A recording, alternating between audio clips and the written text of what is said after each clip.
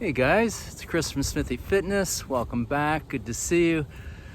So I'm on my way to the gym right now, and I was just thinking about what is the best way to break a plateau, to break through from a plateau that you're stuck on. You've been lifting for a while, and maybe you're not getting strong as fast as you want, or maybe your body, isn't looking like a jacked, muscular guy that you envisioned, a couple of years ago when you started. You look okay, you're kind of fit, but you're not quite where you want to be, or maybe you're not even close to where you want to be, and you're plateauing. You've been looking the same for a long time. So you need to have 3 attitudes to break through a plateau, and 100% you will break through it.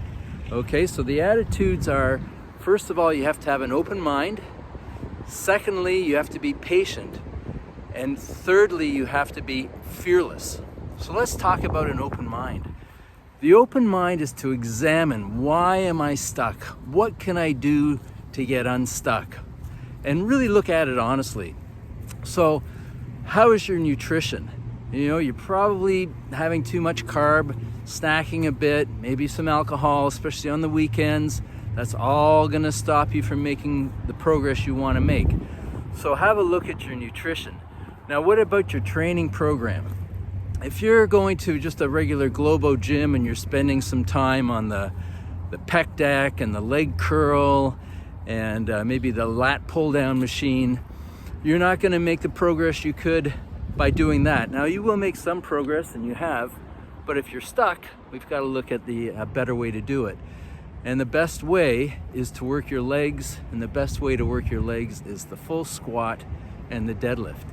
And these are hard exercises. This is not the easiest thing, and you might have to get a coach to learn it properly and to work on your mobility, especially on the squat, to get below parallel.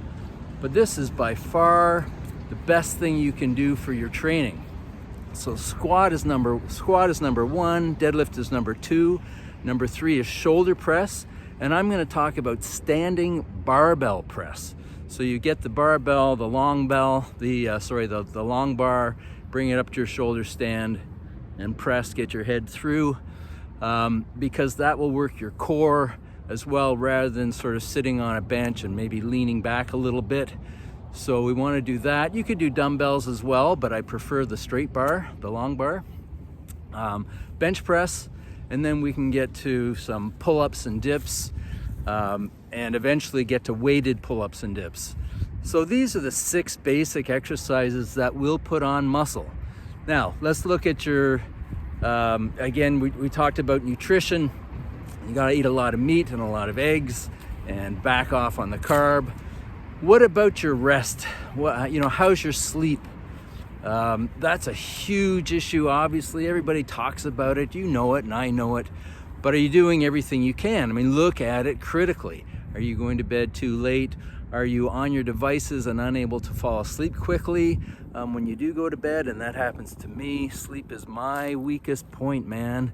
If I could get my sleep dialed in, I'd set some world records. I'm convinced of it, for my age group. And I'm working on it. I really am. But that's a huge thing. So your sleep. And what about the frequency of your workouts? If you are working out a lot, and you think you're stuck because you're not working out enough, I bet you it's the other way. I bet a rest day here, a rest day there would help tremendously, especially if you're over 40. But even for my son, who's just a beast, he's 25. When we back off his training and he takes an extra day between workouts, he starts to go higher in his output, higher in the weights that he can press. Now, if you're a gym rat, that's part of your social life. You like going to the gym. It feels good, feels productive. But I'm telling you, less can absolutely be more in this case. So right now I'm working out once every 4 days. So when I did CrossFit, it was 3 days on, 1 day off. But now I'm convinced it's way better to be 1 day on and 3 days off. So we're looking at going very hard on the 1 day. You're gonna go to fatigue on almost every exercise, and then you're gonna take 3 days off, and then you're gonna go again, but you're not gonna hit the same body parts. So day 1, maybe it's legs and chest, and day 2, which is 4 days later, is back and biceps, for example. So I'm only hitting the same body part once every 8 days. Now I will do a little accessory work in between, but that's really quite light relative to the work that I'm doing on my 2 days. And this has really helped me. It's really helped me make some new gains and to get to a higher level. So let's have a look behind me. It's kind of pretty here. I can't see the camera very well, but you can see this is actually a really industrialized zone, but we've got this nice little park in between. Lake Ontario is just that way, not very far at all. Okay, so what was I saying? All right, your rest days. So really, I would say that you need more rest than you're getting. So this is kind of how it works. Okay, so you work out, and then, or this is your life, well rested, and then you go work out really hard. So what happens is that you're making a dent in your fitness level, in your muscles. You're tearing the muscles down. We all know this. When you work out, you're actually breaking muscle fiber. And the idea is that your body is then sent a message to fix that fiber and then make it a little bigger so that you don't get so hurt, quote, in the next workout. So it takes time. So you're going along, now you do a workout. You got to wait till you get back to here, or actually a little higher, right? Because you want it to repair and come back stronger. So it takes time, first of all, to repair the damage done, and then you need the super compensation, which takes time. So really, I think my whole life I've been overtraining. I really do. I think I've blown it completely, or at least I've left easy gains because I've just been going too often. And that's been the general gist of the workout dogma out there is, Monday, Wednesday, Friday, and maybe Saturday, and then you'll take Sunday off and back at it the next week. And if you're going hard, your body cannot fully recover. Maybe if you're 17, but maybe not even if you're 17, but certainly if you're 40, 50, or 64 like me. So these are the things that you need to ask yourself. So have the open mind. What can I do to get better? And then number 2 is patience. So once you've kind of come to some conclusions, you need to be patient. Let's put it to work and give it some time, because it's a little bit different than what you've been doing.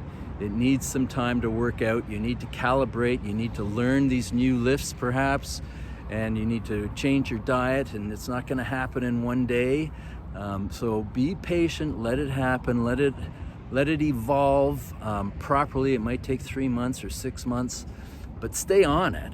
But be patient with yourself. And then the last thing is fearlessness. And fearlessness it's a little bit connected with the first thing.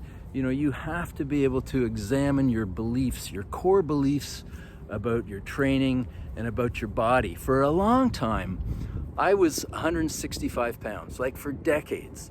And if I hit 169, 170, I was like, oh my God, I'm getting fat. And I'd go back down to 165. And if I ever hit 162 or 163, maybe 161, and I'd be, fairly lean, but muscles not very big. And I'd look at myself and go, oh, I'm too skinny. And I'd go back to 165. I'm telling you, for years and years and years, you can go check my CrossFit on the CrossFit homepage. I was 164 pounds forever. And finally, I decided, or actually, here's a little story. Finally, I was at the gym one day, at the Olympic weightlifting gym, where I was really trying to hit some bigger numbers and was competing. And I lamented to another guy not too far off my age, a bit younger, that, I'm stuck at this weight. It's really hard for me to increase the weights that I'm clean and jerking and snatching, because I'm 165 pounds. I'm always 165 pounds. That's my body's set point. And he looked at me and he goes, really? Is that true? Because you just need to eat more, man. And I thought about it, and I thought, what kind of bullshit am I saying to myself?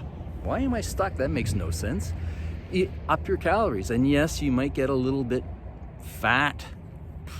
Not really, but if you're kind of used to looking at yourself and having one view, you might look a little bit bigger, a little bit fatter, but it's temporary. You need to add calories. For me, I needed to add calories, get bigger, and sure enough, I got stronger. And now I walk around at 175, and I need to walk around at about 180. I'm gonna compete as an 81 kilo lifter, which is 178 pounds. So I could easily walk around at 180, 182 and cut to 178 the days before a competition. And look, you'll get stronger. And you know what? You'll look better. I look better for sure at 175 than I did at 165 or 164. Like 100%. The body is a little more filled out. I'm still at this point, because I've been 175 now for a few years. My body fat level is probably the same as it was at 164, 165, but I've got muscle on me, and I'm a lot stronger. My legs in particular, squat, and the deads, and of course now I'm clean and jerk and snatch and whatnot. So you've got to look at your own, maybe your own self-beliefs. You know, I've always been the weak guy. I'm never going to be strong like so-and-so. You know, these are beliefs that you need to just kind of kick to the curb and kind of, you know, just tell yourself, look, quit with the bullshit, man. Let's get on it and make it happen. So, and then, you know, you've got to, the other part of fearless is you've got to lift some heavy weights, and you've got to lose your fear of injury, or lose your fear of suffering, because you will have to suffer if you're going for a heavy set of 5 back squats or a triple, let's say. You know, there's some risk there that you're gonna, first of all, it ain't gonna be easy. You're gonna grind through it if you're gonna get a true max triple. And secondly, there is a chance, hopefully a small chance, but there is a chance you'll get some sort of injury. But injuries are okay, you can work around them, and they, you know, you will get better, and your ligaments and tendons will get stronger. That's generally where the injury is. But you got to push it a bit, guys. You've got to get through that fear of whether it's injury or failure in the gym. If you've ever done a squat and you can't get up, and you got to dump the bar. Hopefully you've got the railing things that'll take it from you, but you can dump it behind. I've seen people dump it overhead like so. You know, whatever. You just have to accept that and sort of smirk and smile and get up and, you know, pack the weights away or get the bar back up to the rack. So losing the fear is a big thing as well.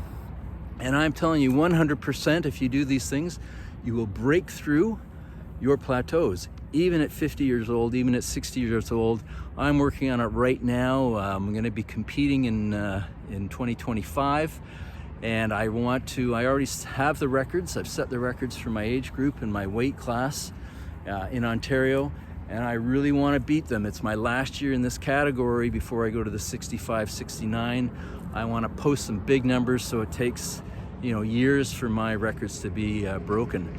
So it doesn't make sense that you get stronger as you get older, but unless you 100% maximized everything when you were younger, you've left some gains on the table from those days, which means that you don't compare yourself against your 30-year-old self, because your 30-year-old self wasn't maximized. So who knows what your 30-year-old self could have done? And that's my belief. I think that if I'd lifted as a young man, I would have done some crazy big numbers if I'd had the coaching, etc., and the knowledge, and, you know, it was a different time.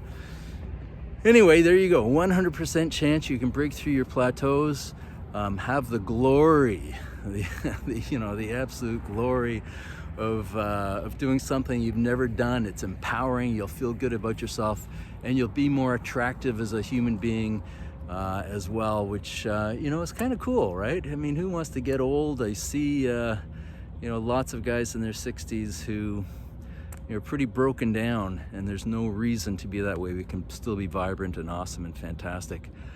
All right, rambling a little. Good to see you, and break through those damn plateaus. Let me know how it goes, and I will see you in the next one.